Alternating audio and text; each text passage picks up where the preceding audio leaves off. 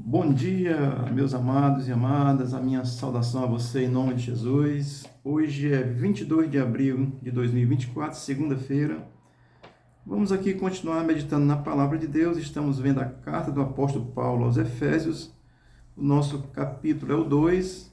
Os versículos hoje são do 19 ao 22. Diz assim a palavra de Deus: Assim já não sois estrangeiros e peregrinos, mas concidadãos dos santos, e sois da família de Deus, edificados sobre o fundamento dos apóstolos e profetas, sendo ele mesmo Cristo Jesus a pedra angular, no qual todo edifício bem ajustado cresce para santuário dedicado ao Senhor, no qual também vós juntamente estáis sendo edificados para a habitação de Deus no Espírito. Amém? Vamos aqui refletir no texto. O versículo 19 começa dizendo assim: Assim já não sois estrangeiros e peregrinos. Naquele contexto, já foi explicado anteriormente, porque o texto vem tratando assim, que os gentios faziam parte da promessa, portanto, os gentios eram considerados para os judeus como estrangeiros e peregrinos. Tá certo? Então, Paulo aqui está ensinando que, assim, os chamando aqui dos estrangeiros, assim, já não sois mais estrangeiros e peregrinos. Ele está dizendo, já não sois mais, ou seja, ele está falando dos gentios convertidos, tá certo? Essa condição de peregrinos é porque eles não tinham direito a nada, só podiam morar lá se fosse em casas alugadas, não podiam ter propriedades, comprar, não podiam ter nada disso, portanto eram peregrinos, eram pessoas que estavam ali, mas não pertenciam. E Paulo está dizendo aqui agora vocês já não sois mais estrangeiros nem peregrinos, tá certo? Ele vai continuar afirmando no versículo 19, mas concidadãos dos santos, e sois da família de Deus.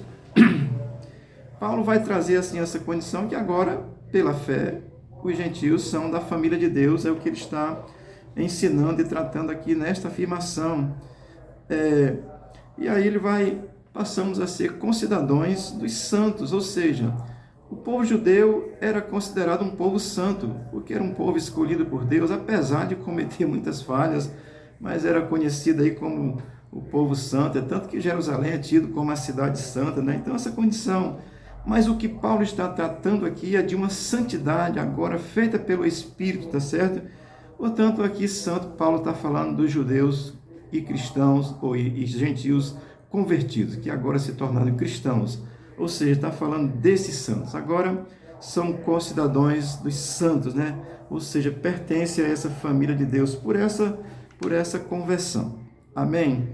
Eu acho isso interessante porque aqui Paulo já vai tratar disso de uma forma muito graciosa, que agora nós somos concidadãos dos santos, da família de Deus, ou seja, convertido. Tanto faz ser judeu como gentio, como qualquer pessoa, tá certo?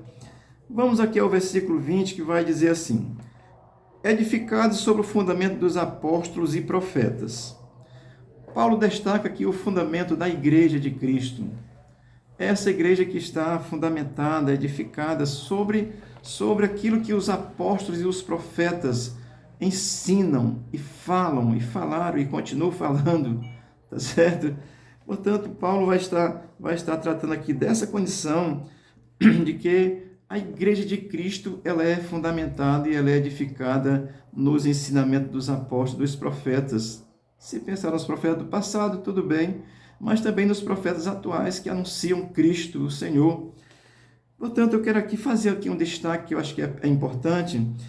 Essa aqui é a Igreja Católica Apostólica, ou seja, a Igreja Universal fundamentada no ensino dos apóstolos que pregavam Cristo. Porque a Igreja Católica Apostólica Romana só vai surgir no século IV, e aqui é o século I. Portanto, o século IV é que surge a Igreja Católica Apostólica Romana, que mistura os apóstolos com o ensino romano, que adorava muito os deuses. Então, é importante saber isso. A igreja verdadeira é a igreja de Cristo, que nasceu no primeiro século com Cristo, fundamentada no ensino dos apóstolos, e assim edificada pelos profetas que falam e fundamentam a fé em Jesus Cristo, tá certo? Porque o versículo 20 vai continuar dizendo assim: sendo ele mesmo Cristo a pedra angular. A pedra angular é referência. Eu vou pensar aqui numa construção. O construtor ele vai sentar ali um piso, ele coloca lá uma cerâmica como referência. E a partir dali ele constrói todas as outras e o piso fica bem feito, fica bem legal, tá certo? Estou dizendo isso porque Cristo aqui é comparado com essa pedra angular, ou seja, é a referência da construção da igreja de Cristo, é Cristo. Portanto, Paulo está reiterando aqui essa fundamentação da igreja é em Cristo. Ela não pode ser firmada em qualquer outra coisa, porque é Cristo que sustenta a igreja. Ele edifica a igreja nele. Lá em Mateus capítulo 16, os nossos irmãos aí católicos fazem uma confusão, que eles dizem que a igreja é edificada em pedra. Não. Cristo é a pedra. Então é edificada em Cristo. Depois eu explico isso com mais clareza. Mas aqui Paulo está dizendo edificado sobre o fundamento dos apóstolos e dos profetas.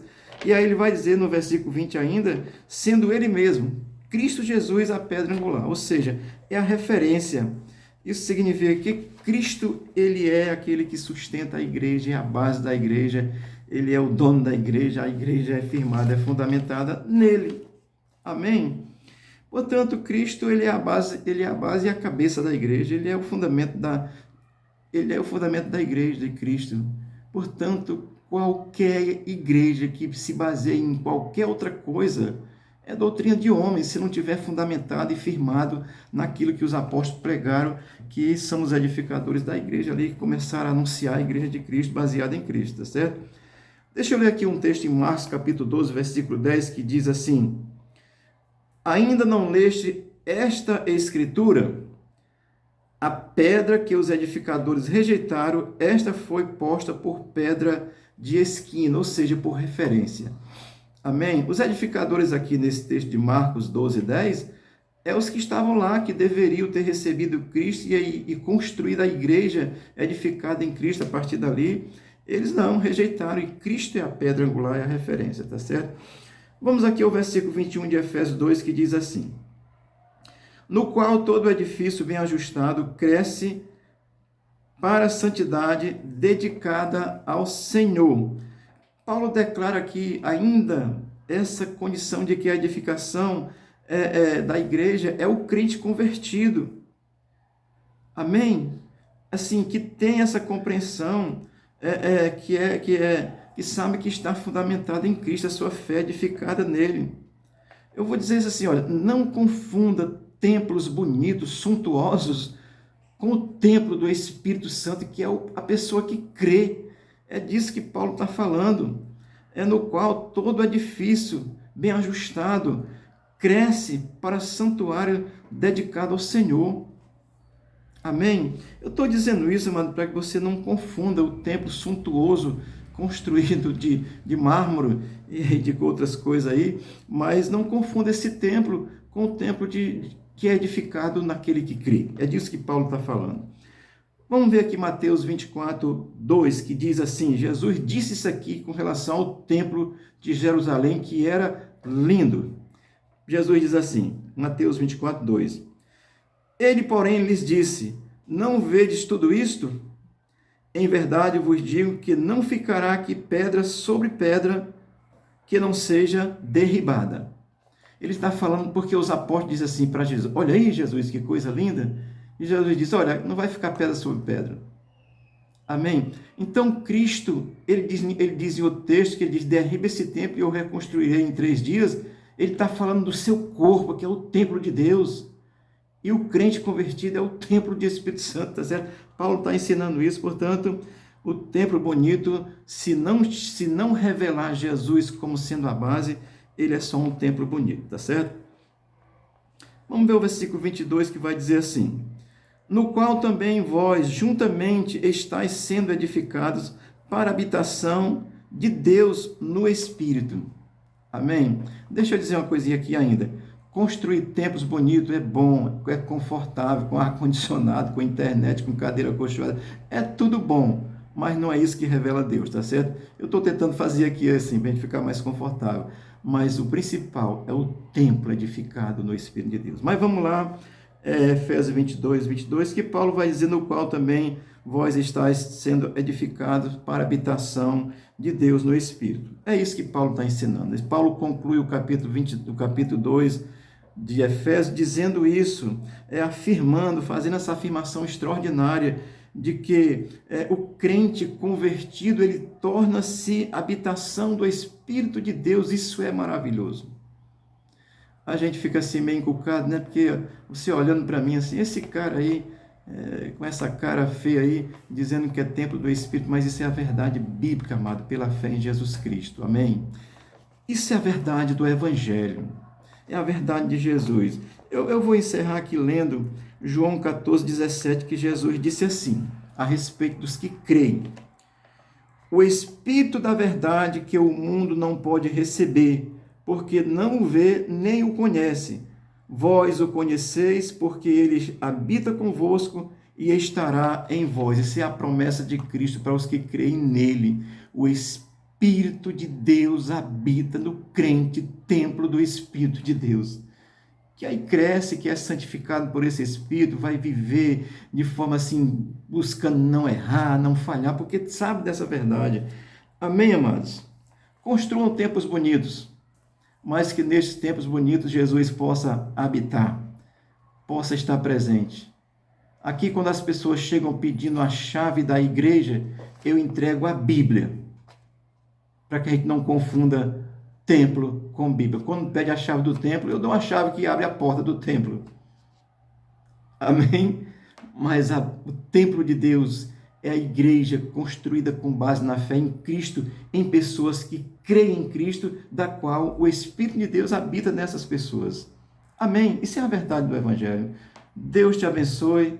Deus revele a graça de Cristo a ti. Tenha aí uma boa segunda-feira. Segunda-feira é o dia da preguiça, ainda para os que não gostam de trabalhar, que estão de ressaca, mas que você possa um dia ser envolvido pelo Espírito de Deus e Deus te abençoe graciosamente, em nome de Jesus. Amém.